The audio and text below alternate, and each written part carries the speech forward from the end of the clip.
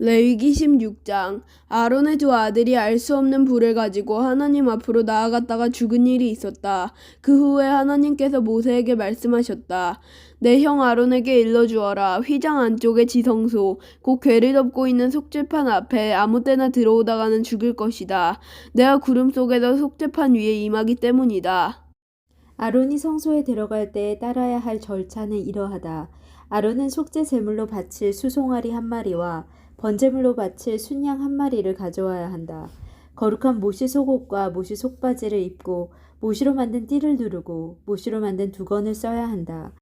이것들은 거룩한 옷이니 먼저 물로 몸을 씻고 나서 입어야 한다.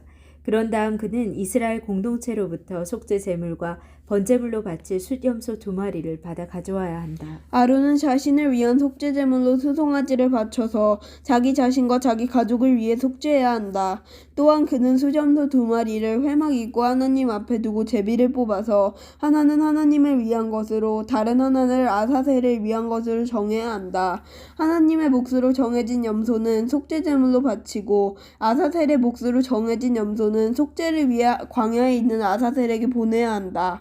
아론은 자신을 위한 제물로 수송아지를 바쳐서 자기 자신과 자기 가족을 위해 속죄해야 한다. 그는 속죄 제물로 수송아지를 잡아야 한다. 하나님 앞 제단에 타오르는 숯불을 향로에 가득 담고 곱게 간 향기로운 향을 2손 가득 떠서 휘장 안으로 가지고 들어가 하나님 앞에서 그 향을 태워 향의 연기가 증거계 위에 속죄판을 덮게 해야 한다. 그래야 그가 죽지 않을 것이다. 그런 다음 수송아지의 피 얼마를 가져다가 손가락에 찍어 속죄판 위에 뿌리고 속죄판 앞에 7번 뿌려야 한다. 이어서 아론은 백성을 위한 속죄제물로 지목된 염소를 잡고 그 피를 가지고 휘장 안으로 들어가서 수송아지의 피를 뿌릴 때와 마찬가지로 염소의 피를 제단 위와 앞에 뿌려야 한다. 이와 같이 아론은 지성소를 위해 속죄해야 한다. 이는 이스라엘 자손의 부정과 그들의 반역과 그들의 다른 모든 죄 때문이다. 아론은 부정한 백성 가운데 있는 회막을 위해서도 그와 같이 해야 한다. 아론이 속죄하기 위해 지성소에 들어가서 자신과 자기 가족과 이스라엘 온 공동체를 위해 속죄하기를 마치고 성소에서 나오기까지 아무도 회막 안에 있어서는 안 된다. 그 후에 아론은 하나님 앞 제단으로 가서 제단을 위해 속죄해야 한다. 그는 수송아지의 피와 염소의 피 얼마를 가져다가 제단의 4뿔에 바르고 그 피를 손가락에 찍어 제단 위에 7번 뿌려서 이스라엘 자손의 부정으로부터 제단을 정결하게 하고 거룩하게 구별해야 한다. 지성소와 회막과 제단을 위해 속죄하기를 마친 뒤에 아론은 살아있는 염소를 가져와서 그 머리에 2손을 얹고 이스라엘 백성의 모든 부정과 모든 반역과 모든 죄를 고백해야 한다. 그리고 그 모든 죄를 그 염소의 머리에 씌워서 대기하고 있던 사람에게 맡겨 광야에 내보내야 한다.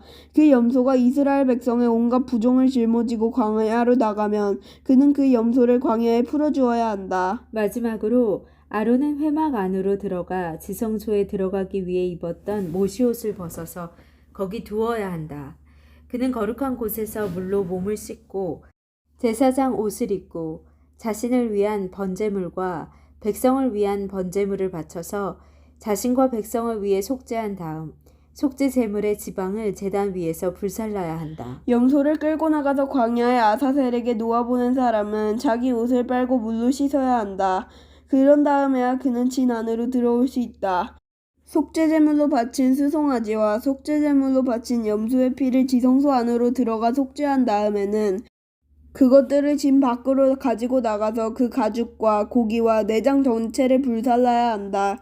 지명을 받아 그것들을 불사른 사람은 자기 옷을 빨고 물로 몸을 씻어야 한다.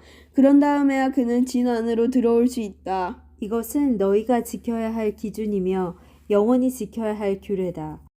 7째 달 10일에 너희는 본국인이든 너희와 함께 사는 외국인이든 엄격한 금식을 시작하고 아무 일도 해서는 안 된다. 이날은 너희를 위해 속죄하는 날, 너희가 정결하게 되는 날이기 때문이다. 너희의 모든 죄가 하나님 앞에서 말끔히 씻겨질 것이다. 이날은 모든 안식일 중에 안식일이다. 너희는 금식해야 한다. 이것은 너희가 영원히 지켜야 할 규례다. 아버지의 뒤를 이어 기름 부음을 받고 위임받은 제사장은 다음과 같은 절차에 따라 속죄해야 한다. 그는 거룩한 모시옷을 입어야 한다. 그는 속죄하여 지성소를 정결하게 해야 한다. 그는 속죄하여 회막과 제단을 정결하게 해야 한다. 그는 제사장들과 온 회중을 위해 속죄해야 한다. 이것은 너희가 영원히 지켜야 할 규례다. 너희는 이스라엘 백성의 모든 죄를 위해 1년에 한 차례 속죄해야 한다. 아론은 하나님께서 모세에게 명령하신 대로 행했다. 아멘.